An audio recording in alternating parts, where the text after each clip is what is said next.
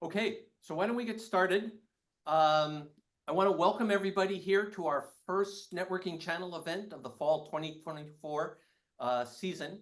My name is Jim Kurose. I'm a professor of computer science at the University of Massachusetts in Amherst, and I'm also a visiting professor at the Sorbonne University in Paris. I'm on the organizing committee for the networking channel, and we're really excited today for our first event of fall 2024 on long language models.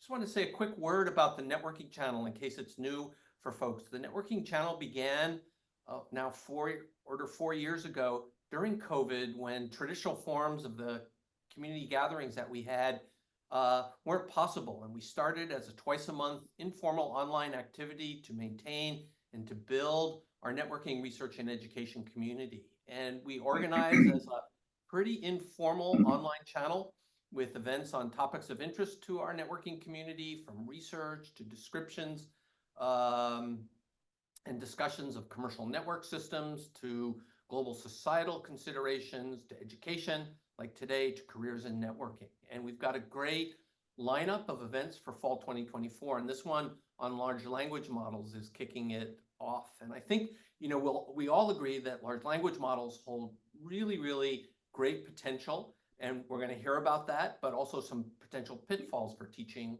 and learning. And so what we want to do on this panel, there's no final answer here for sure, right? So we've got fabulous panelists who I'm going to introduce in just a second, who are going to offer their thoughts and some of their initial experiences on using LLMs in networking education. And they're going to bring a lot of perspectives to the table, or to our panel table here. All of us are teachers, we're researchers, we have textbook authors, and we've got folks with backgrounds in academic administration. So we sort of cover the range of a lot of the things that we all do together in education. So, excuse me, let me introduce the speakers, and then each of the speakers is going to start with an order 5-minute presentation on some of their thoughts on the use of LLMs in education. So our first panelist is Keith Ross. He's a faculty member at NYU Abu Dhabi in the United Arab Emirates. He's been a professor and dean at NYU Shanghai, faculty member at NYU Polytechnic, at Institute Eurocom, the University of Pennsylvania. I'll say also he's a friend of mine, and we've been textbook co-authors together for 25 plus years now of a computer networking textbook, A Top-Down Approach. Our second panelist is also a textbook co-author, this time with Larry Peterson, of a textbook, Computer Networks, a Systems Approach.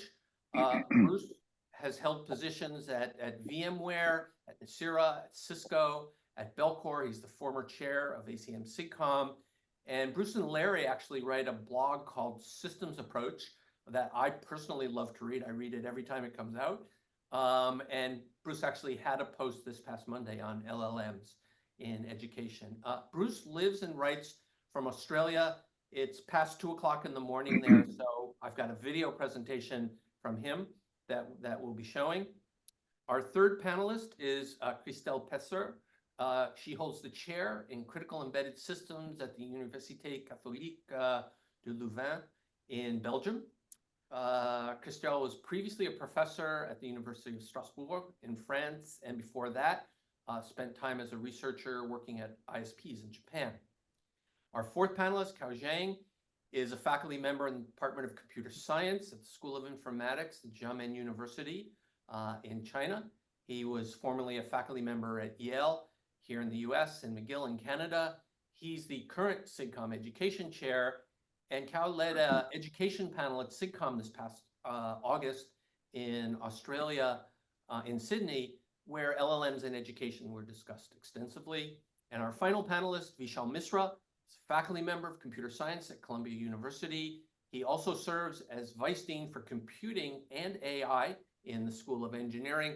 So I think he'll be able to bring not just a faculty perspective, but also an administrative perspective to our discussion of LLMs. And I can't resist saying that Vishal's a proud alumnus of the University of Massachusetts at Amherst. Okay, so that's it for introductions, and we're ready to get going. The format of our panel, again, 5-minute, order 5-minute opening presentations from all of our panelists, and then we'll have time at end for questions and discussions. And so for folks who are tuning into this, there's a question and answer tab that you can pose questions and get answers, and we'll all be monitoring that, all of the panelists.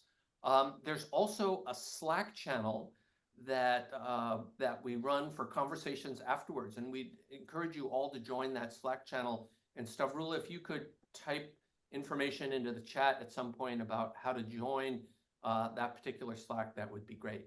And I should say that this panel is being recorded, and the recording will be posted afterwards. So if you really liked it, you want to tell your friends about it, you can find it on the networking channel website.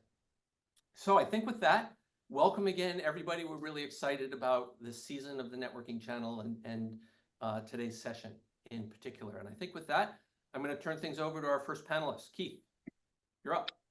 Okay, great. Well, I'm going to share my screen then.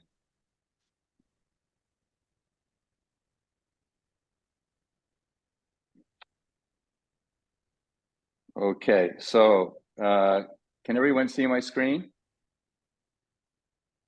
Yes. Yeah, we can.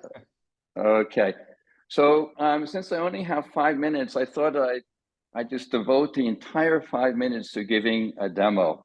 And so what I did this morning, actually, about 4 or 5 hours ago, I spent an hour with ChatGPT, and I'm work primarily with the version 4.0, which is the most popular version today. And I uploaded the chapter 6 of the textbook that Jim just referred to. Chapter 6 is on the link layer. And then I indicated here that I am going to ask some questions. So the first thing I did was I said, can you state problem P8? So it stated problem P8 verbatim, just as it is in the textbook. Then I asked it to solve the same problem here, solve part A actually.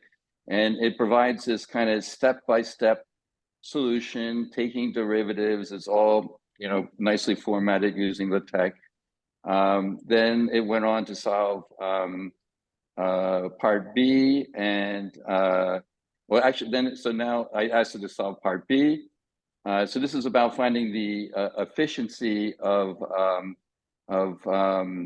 pure aloha, and it went ahead and it kept on going, and at one point it got stuck. I think it was just some kind of might be a Wi-Fi problem or something. So I asked it to solve it again. I also asked it to do it without making an approximation, because in the original solution it started to make an approximation. So it revised its solution and did everything perfectly correct. So very nice. So then I asked it to solve a slightly more difficult problem P11, which I'll just quickly, has to do with, you have 4 nodes, and the question is what's the probability that that host A will succeed for the first time in slot 4? And this is a little bit more complicated problem, and it actually got it wrong. And so I explained to it here that your answer is not correct, and I gave it a little, some explanation of what it needs to do, a little bit of help, and it went ahead, and this time it solved it correctly. Now, I'll just mention that you probably all know that OpenAI just 3 or 4 days ago released a new model called the O1 model. And this model does especially designed for reasoning, and it's been trained with math problems, and physics problems, and chemistry problems. So I also shared the same problem with O1. So this is the O1 model. Here you can't upload a file into O1 currently. So I just cut and paste the question. So it doesn't even have the chapter at all. It just has the question. And it got this one, O1 got it completely right. So just mention that we're 4.40 failed, O1 succeeded. Now, just let me talk about there's one problem here that I asked it is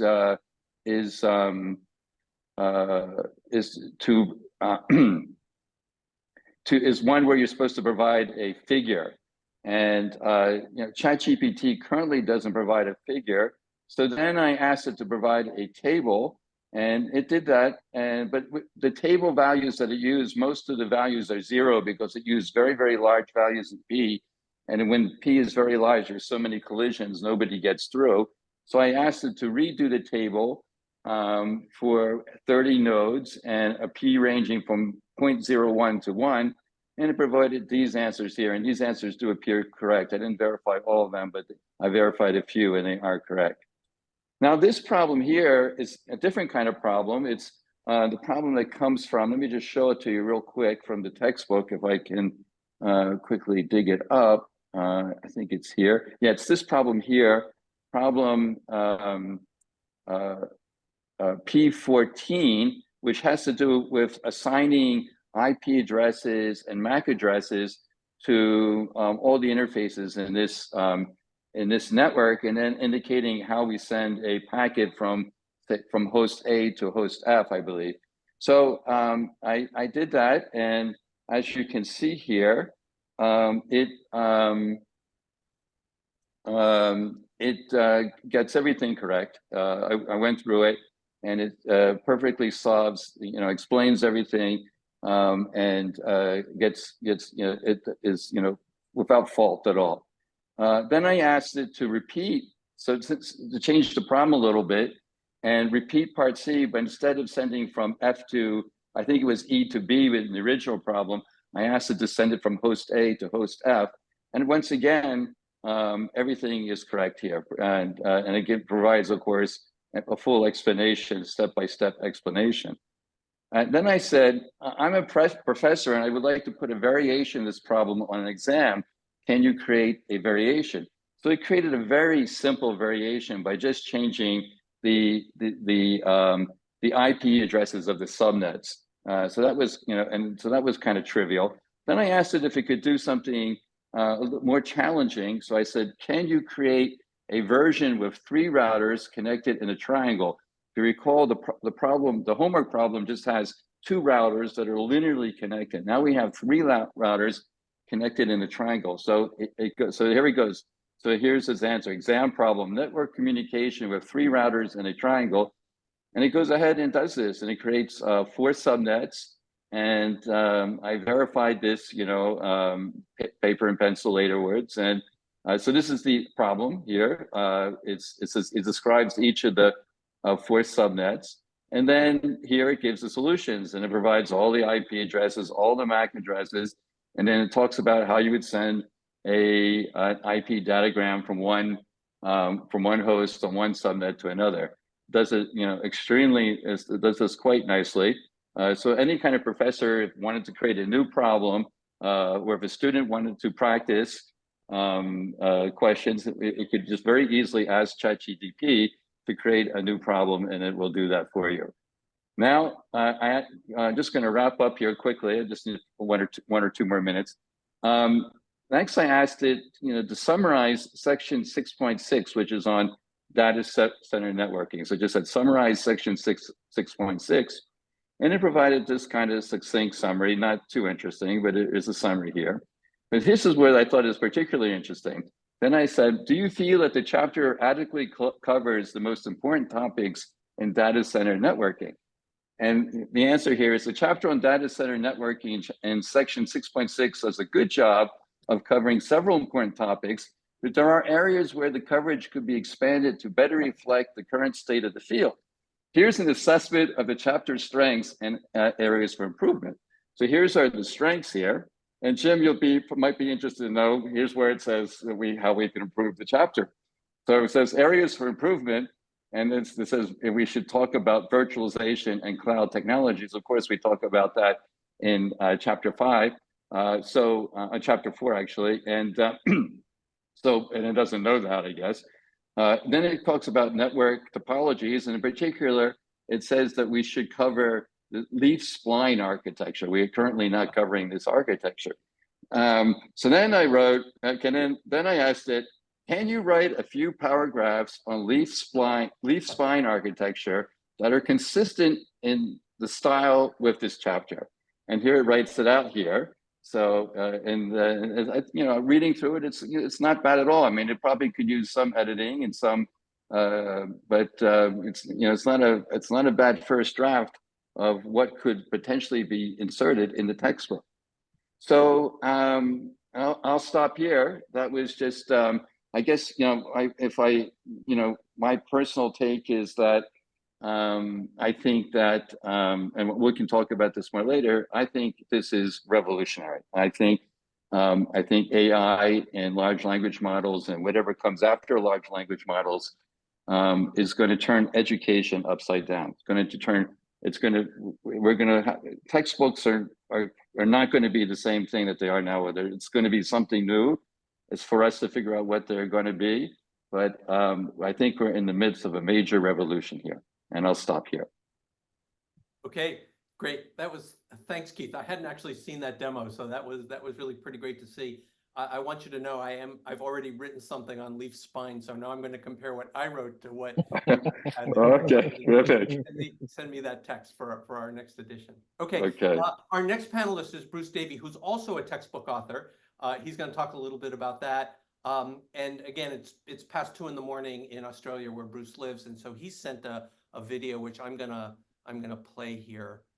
So let me share my screen. Share it here. Go.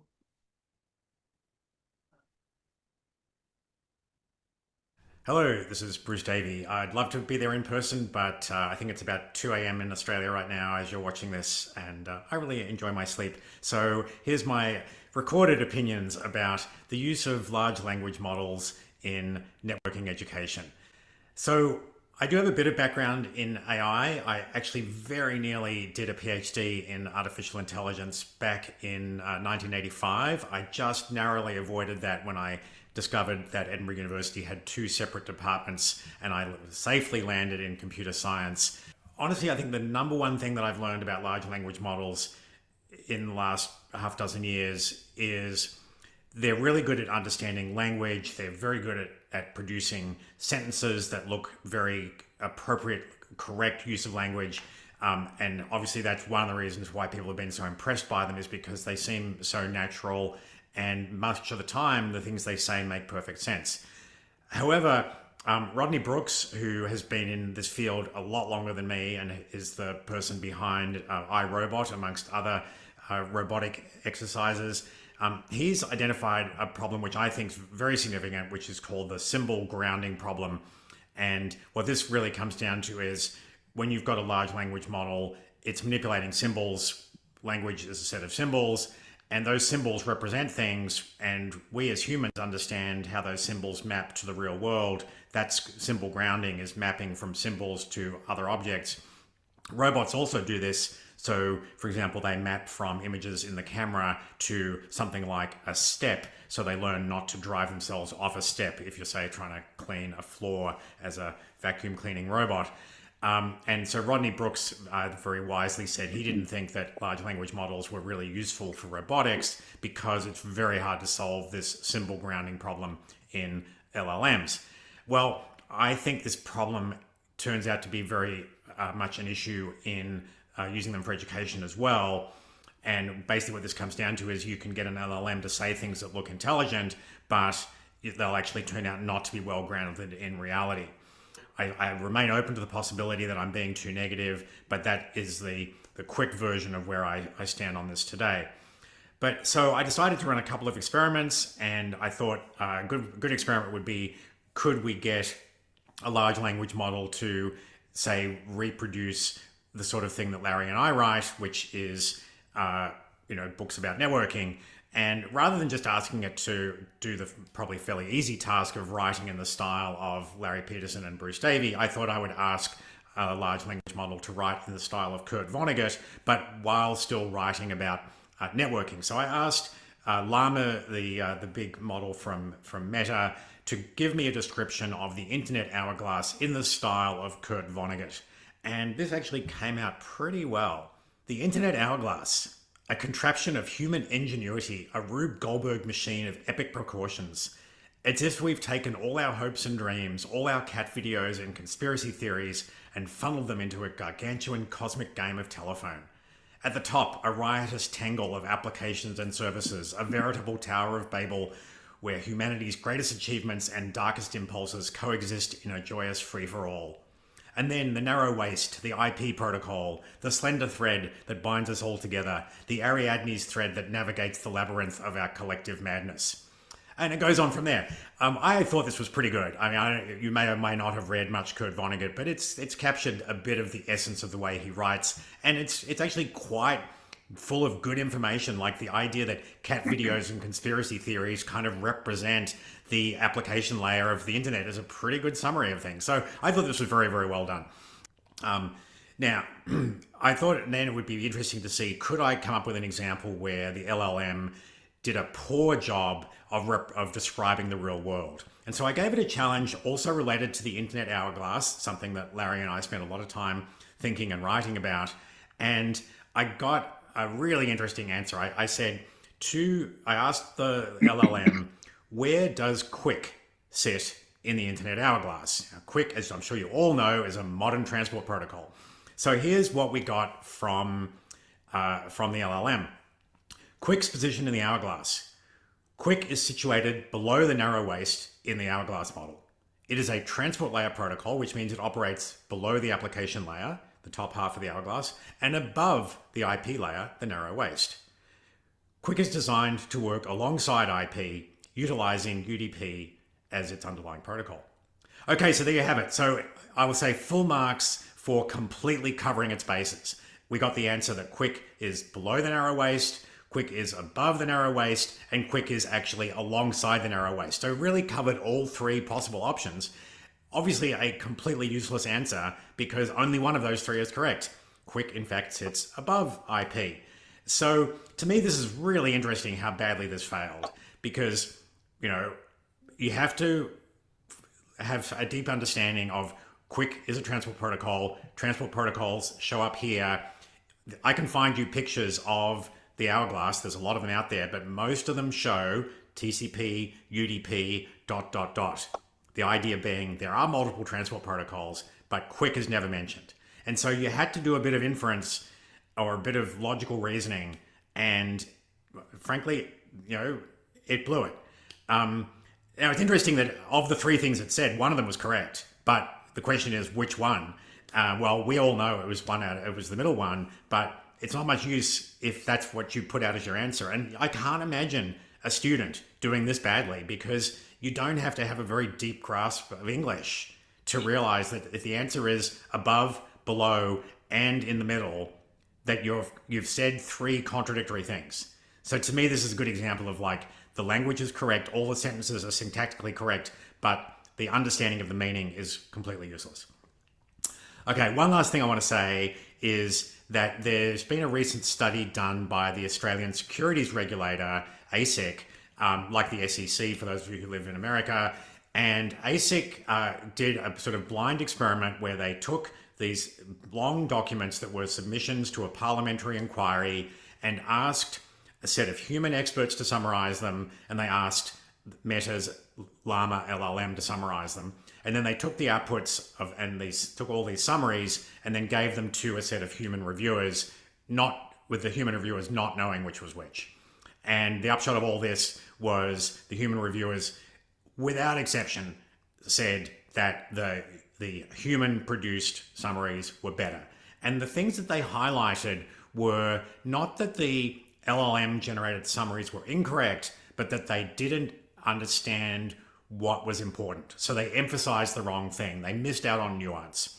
And I think, to me, it's only one study, but it absolutely captures what I think is the problem here, which is that Larry and I don't just write syntactically correct sentences. In fact, sometimes we don't even do that. But we actually try to write things that expose the nuance. That's a lot of what our job is. We've spent, decades trying to get across what is actually important in networking. We always want it to be the opposite of an encyclopedia, not just a set of facts, but a set of intuitions, a set of reasons to think that this is important and this is not important. And I think that is the real issue, that a good educator, not just a textbook author, needs to be doing that sort of thing. And that, I think, is where LLMs let us down. So, okay.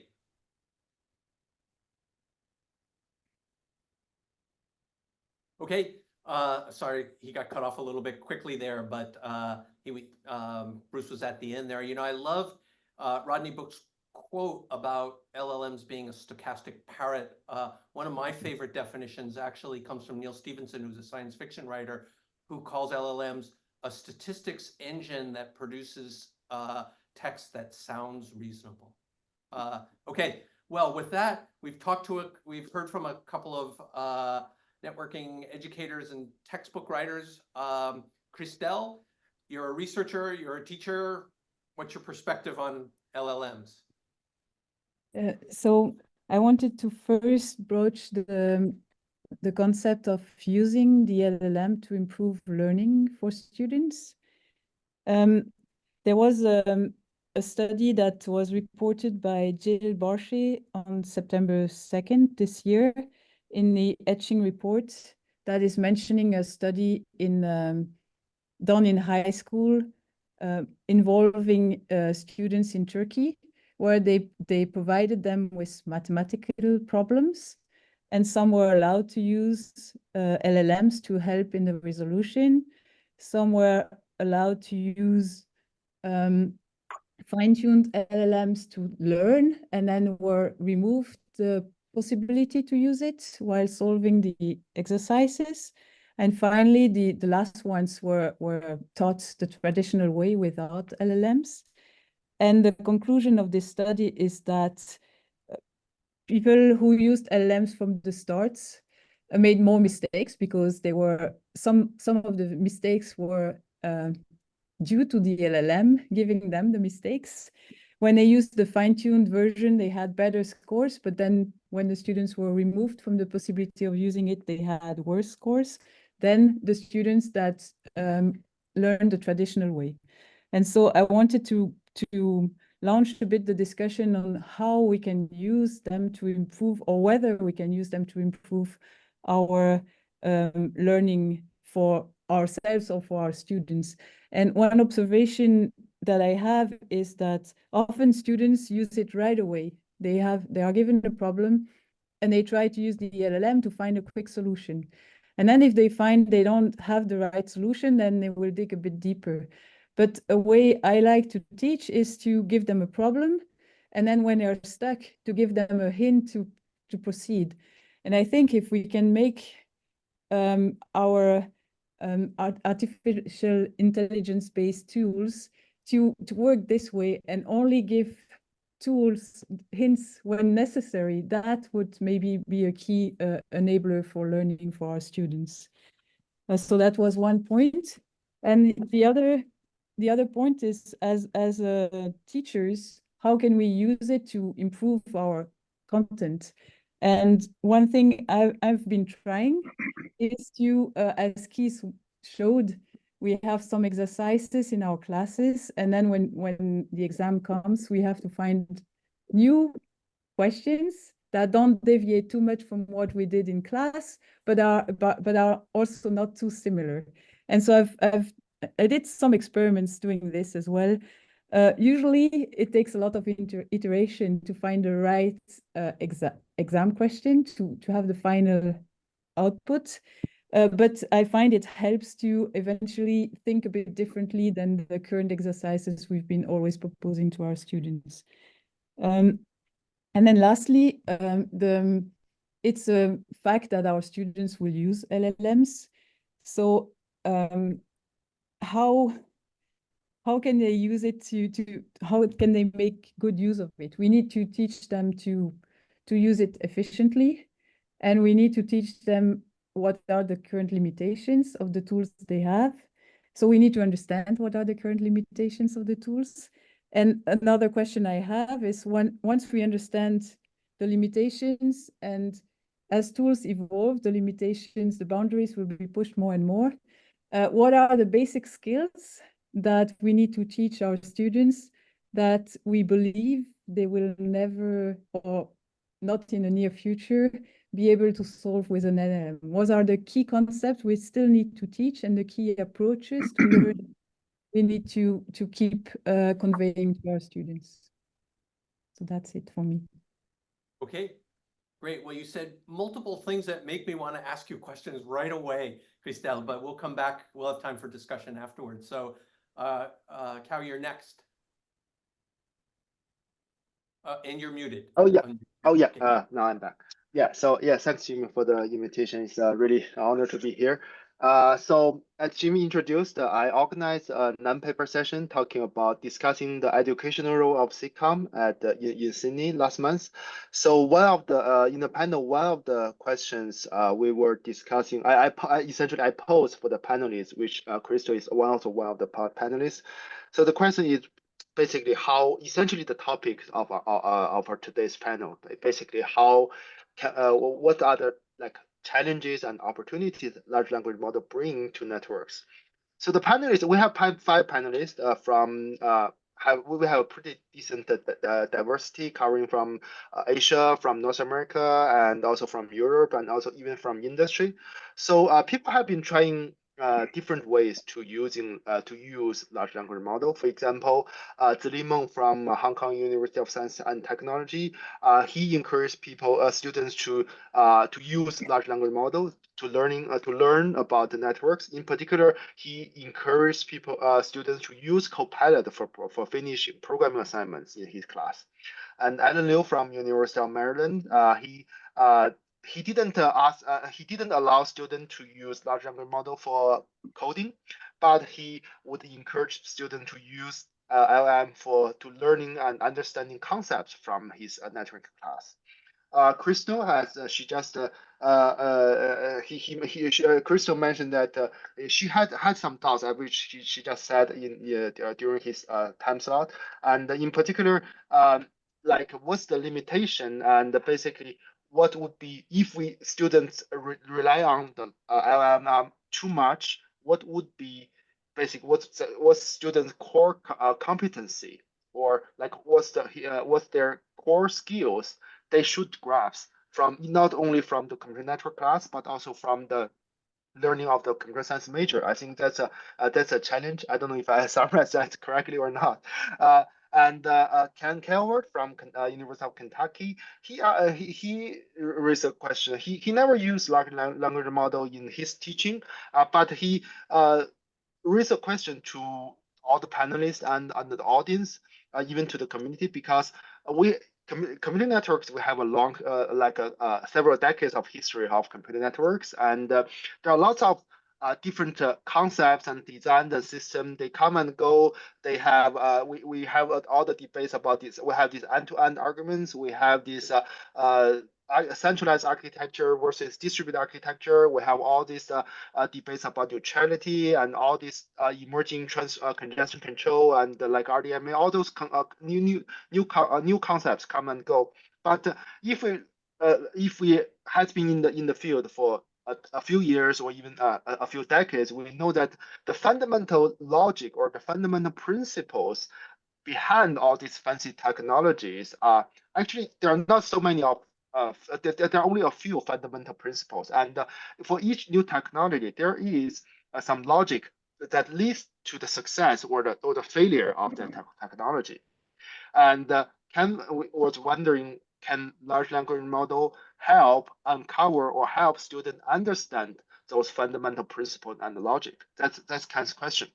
And our fifth panelist was Ying Zhang from Meta, and she's from industry. So she said actually from her experience and her colleagues' experience, LLM is actually useful for new engineers, new hires to learn about to quickly learn about the key concepts and all those acronyms from the from her network infrastructure team, because there are lots of terms and the new words for them to learn, and so I think she thinks that's very interesting, very useful. And another way she says LLM can be useful for education is its ability to summarize information. For example, to try, she mentioned her experience about trying to draw up reports for the Congress about technology and basic all those consult reports. There can be hundreds of pages, right? But nobody's gonna read them. And so she I think she mentioned that she tried to use large language model to try help generate summarizations of those reports, and she thinks that's useful. And in the long term, she thinks we can, with the help of a large language model, we will be able to make all those public reports, or even hundreds of pages, even thousands of pages public reports, to be more accessible and understandable to the whole to people, or to the whole community, even non-tech persons. I think that's what Ying mentioned during the panel. So in the end, I think I also want to chime in a little bit from my personal experience. I have been trying to using to allow students to use large language model to do their homework, in particular coding assignments. But what I did is essentially, for some simple coding assignment, for example, the basic of circuit programming, I told students that you are not allowed to use Copilot or other LLM tools. But after they grasp the basic circuit programming skills, and I asked them I taught them about how to design high performance web servers to handle a high volume of concurrent visits. After I taught them about the principle and the basic designs, I asked them to implement them. But then during this process, because using different language like Java or Python can be a little bit complex for them, so I told them that since we already taught you about the principles, you know in concept what you want to do, and then you can with this. With having learned this, you can use Copilot or other tools to help you with your coding assignment, but you have to acknowledge the contribution of a Copilot or other tools, and highlights to note that in which part in your coding assignment you use a large language model to help you do that. So I think I've been only doing this practice for one semester from last year, and from the feedback from the student, I think they said that they large language Copilot actually helps a lot for them to finish their coding assignments, and on average the time they spend on coding assignments compared with what the previous year's class students, I think is about 20%. I think that the rough number would be 20 or 25% time less time they spend on the coding. So I think that's essentially. But in the meantime, their exam courses and also their quiz courses grades essentially improves. So that shows that students actually understand the design principle, what I taught in the class, and in the meantime, they don't have to spend too much time on coding. I think that could be a good result, and essentially highlighting the potential of using LLM for network education, or even computer science education in essence. But I think what I'm hoping to do this semester, or maybe in the next semester, is try to have a more definite answer to Ken's question. Basically, can large language model help uncover or helps students understand that under a fundamental logic behind all the protocols and system designs we covered in our courses, and eventually, just maybe, if we show that if LLM can do that, or maybe in the future they can help us even uncover new research ideas, or even uncover or even design new technologies to improve computer networks toward better availability, reliability, and performance. So I think essentially, I think as a researcher, this is a question, very exciting question. But I think for educators, I think essentially we are not defined by a single role, right? So I think this question can be investigated and discussed by together from both perspective of education and research. Yeah, thanks, Jim. Okay, great, thanks, Qiao. And we'll come back to that question because there've been a number of questions in the chat about how students use it. So you talked about co-pilots, and Cristel, you talked about LLMs as sort of assistants and helping with learning. Several people have asked the question if maybe people did so well on your exams, not your exams, but just in general, They do better on exams because they have access to LLMs, but we'll come back to that. So our last panelist is Vishal Misra. So Vishal, you're a networking researcher, you're a networking educator. I know you're looking into some of the, the foundations of LLM, and you're also an administrator, you're the vice dean for AI. So you've got tons of perspectives to share with us, I'm sure. So floor is yours. So thanks, Jim, and thank you for inviting me to this panel. Fantastic speaker. So you might question, what is a networking researcher doing being the dean of AI? So my sort of history with large language models and AI goes back about 4 years when GPT-3 first came out. And I have this whole other life which involves cricket. So when GPT-3 first came out, I thought I could build a commercial application for it for a cricket site that I had co-founded, which ESP knows now. So we actually built an application which converts natural language queries into stats queries for that cricket website. And it's been running in production since fall of 2021, which is about 18 months before ChatGPT came out. So I had a lot of experience, working with LLMs. And when ChatGPT came out, everybody, it struck everyone like lightning, and everyone is wondering what is it. So internally at Columbia, people started asking me, can you explain to us what are the capabilities, what it can do, what it cannot do, how will it affect education? And so I started giving talks internally to different departments, to the different deans, even to the board of trustees. And of course, no good deed goes unpunished. So after that, the dean created this position of dean of AI and asked me to kind of take over. So, the week ChatGPT came out, and when people were asking me, what is it? My definition for it, Jim, there's another definition for you to work with, is I said, it's the most helpful and knowledgeable entity you can ever encounter, but with early onset dementia.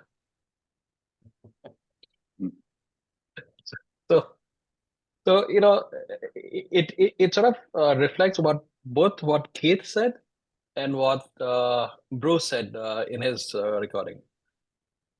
It gets a lot of things right, but it also gets a lot of things wrong, and it doesn't know that it has gotten those things wrong. It says those things very confidently and very plausibly. And you mentioned that I've also been doing research on explaining why these LLMs work the way they do. So that's a different topic, but it has to do with why these LLMs, how they work. And things have been improving. The things that Bruce saw with Llama, the latest version of ChatGPT doesn't do that. So things have been improving, models are becoming better and better. But, to go back to the statement of, I guess, popular precedent, trust but verify. So these language models will give you an output, but you need to verify whether it's correct or not. But they are very helpful. So now putting on the administrator hat, what I've been doing at Columbia is, first of all, we are building policies on what is a sort of allowed use of language models in classes. So we have sort of 3 different categories of usage. One, in which we absolutely do not want students to use language models. So suppose you have a initial class of data structures. We don't want students to be using LLMs to write code or do algorithms. That's a basic course. Then second category is, I'm talking from the CS perspective, is where you sort of say it's okay to use language models, but not for the core topic of the subject, but other ancillary things. So for instance, suppose you have a class on databases. Then we tell students, okay, you don't use it to write SQL queries, but if you have to build sort of a Python application that's a front end to write and respond to queries, sure, go ahead and use a language model to build you that framework. And the third category of classes where we actively encourage students to use language models for brainstorming, for idea generation, and things like that. Now, in teaching, the first thing that when I teach, let's say, networks, the first thing that I do is in my first class, like Keith was showing a demo of what ChatGPT does, I give it an old homework problem, ChatGPT, ask it to solve it. And it'll give a very plausible looking uh, answer, but it'll have mistakes. So in the class, I in the first homework, I reproduced the entire transcript, me giving the problem, ChatGPT giving the answer, and then ask students to find the mistakes. So first, it encourages them to really understand the material because these are subtle mistakes. Secondly, they know they cannot trust ChatGPT to generate answers for them. So that's one, technique that everybody can use. Give it to them so that they know that there are some subtleties there. You have to be careful. Secondly, what we are doing at Columbia is we're also developing this course assistant, which is supposed to help act as a TA for students and also help instructors. Like Keith said, you can generate variations of a problem. So yeah, several people have said that. And what we have observed is that students are often shy in asking questions. Even in sort of discussion boards, if you see, you'll see an overwhelming majority of students prefer to post anonymously.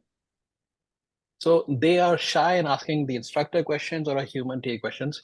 But if you give a chatbot, they are actually very, the increase in usage is significant. So I'll just show you a quick demo.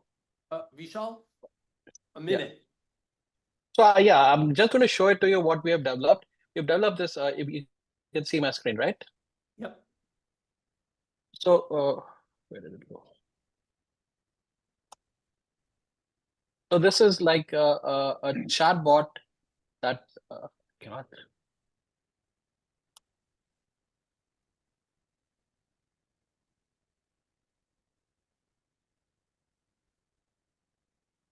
So we are deploying this course assistant with a variety of different courses. So this is an example for a biomedical engineering course. And we are working with the Center for Teaching and Learning at Columbia to properly evaluate if these things help students or not. Does it help learning? So here, what different instructors are doing is they are uploading material of their class, and we generate this course assistant for them, and then students can interact with it. And the answers are grounded in the course materials that are provided, not what Llama or ChatGPT has been trained on.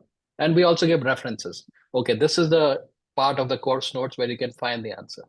Also, what it does is it doesn't give you the answer directly. Like for an algorithms class, it'll give you hints where you go towards the answer, but it won't give you the answer. It'll keep giving you hints. It'll ask you to solve parts of it.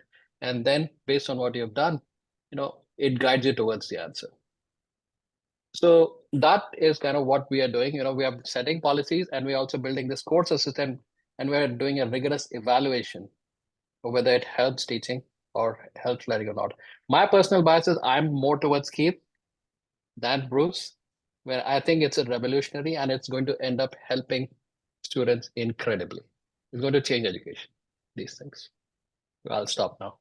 So Vishal, that was actually, well, thank you all for wonderful presentations. That was interesting to me that the training for your LLM is very specific. And in a sense, I mean, there are companies now that are doing that, right? That their product is LLMs and assistants that have been trained on their materials, not sort of generally. So I think that was really very interesting. Okay, so I think every one of you talked about the opportunities for students to work with LLMs, right? And I think everybody mentioned, there's wonderful opportunities to interact and learn as a student. Several people have asked in the questions, well, you could use it another way. Keith gave me a homework problem. I type it in and here's my answer, right? And so that's not learning, that's mimicking, that's being a stochastic parrot. Several people brought up the issue in the question and answers about cheating. Does anybody want to take just a quick crack at that question? I would like to respond, Jim, if I can. Sure. And also at the same time, I'd like to respond to something that Cristel brought up. And so Cristel mentioned that it would be nice if these LLMs didn't just provide the entire answer. Instead, it would maybe walks you through the solution. And this is something that's been observed by others, in particular, Salman Khan of the Khan economy. What they have done is they have integrated a version. They have reworked ChatGPT a bit. They call it a Can Amigo, and it does exactly that. It's a kind of a tutoring chatbot, but it's underneath it. It's running ChatGPT, and you answer a question and it doesn't provide the answer right away. It helps. It walks you through.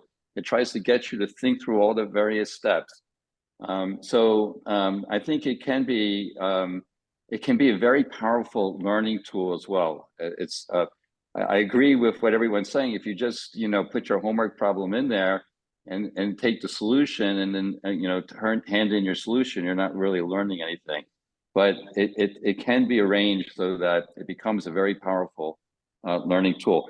And for those of you that Salman Khan's written a very nice book, I highly recommend it, called Brave New Words, and he's also a big believer how AI will revolutionize education and why that's a good thing. And he has a tremendous amount of experience in teaching STEM type of courses and other courses, and he really articulates nicely how LLMs and AI in general are going to revolutionize education. One last word I'd like to say is that there are people out there that disparage LLMs or disparage AI, not just educators but doctors or whatever.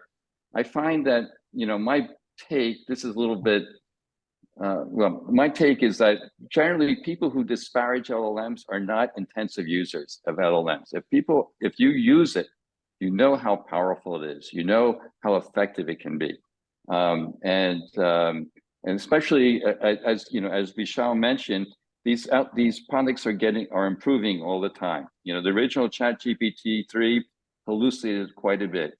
The more recent versions hallucinate much less. The most recent version, 01, which is particularly which targets STEM disciplines like mathematics, physics, computer networking, that doesn't hallucinate. That can handle pretty much all the problems that we would have in an introductory networking course. So anyway, I'll stop there. Okay, anybody else want to weigh in on that? The issues surrounding that question? I can, if you... Okay, So Cristel. the question was, how do we evaluate the skills of our students when they are using LLMs, right? Right. So it's not even so much cheating detection, but it comes to the evaluation problem, right?